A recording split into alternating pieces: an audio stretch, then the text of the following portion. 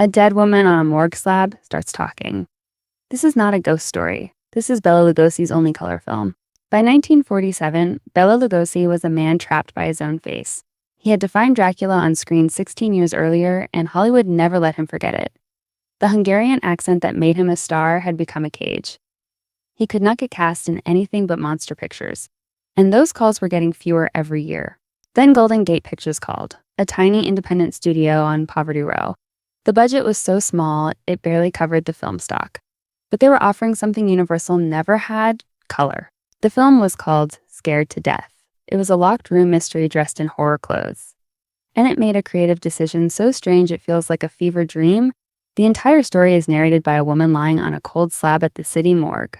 Her name is Laura Van E., played by Molly Lamont. In the opening shot, a sheet is pulled back from her face.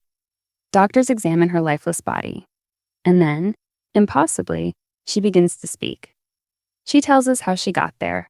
The story she tells is a spiral of gaslighting and paranoia.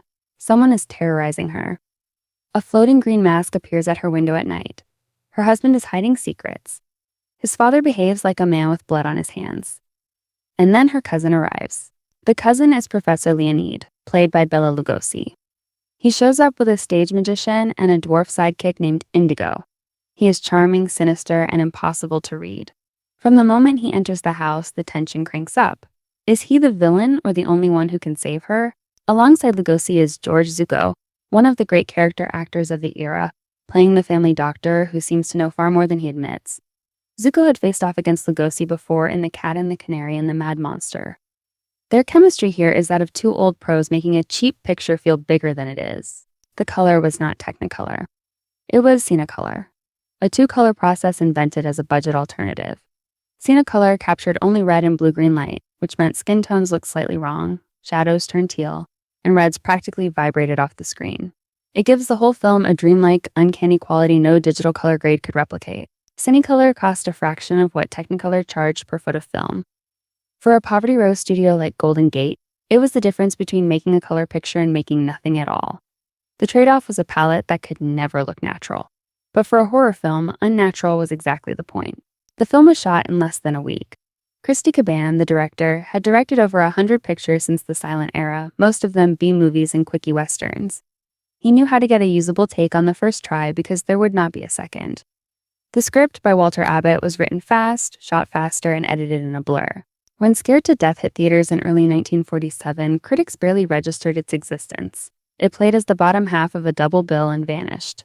Lugosi took his paycheck and moved on to the next job, a string of increasingly desperate Poverty Row horrors that would eventually lead him to Ed Wood. Then something strange happened. Nobody renewed the copyright. Under the 1909 Copyright Act, films had a 28-year initial term. If the rights holder did not file for renewal during the 28th year, the work fell into the public domain. In 1975, nobody at whatever remained of Screen Guild Productions bothered to file the paperwork. Because that paperwork was never filed, Scared to Death did not rot in a vault somewhere. It survived. It landed on budget DVD collections. It appeared on late-night television. It migrated to the Internet Archive, where anyone in the world can watch it right now for free, legally. Neglect saved it. Lugosi died in 1956, 9 years after Scared to Death, at the age of 73.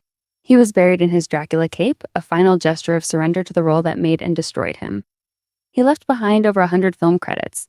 Exactly one of them was in color. If a dead woman narrating Bela Lugosi's only color film is your kind of strange, the real vault has a whole library waiting for you.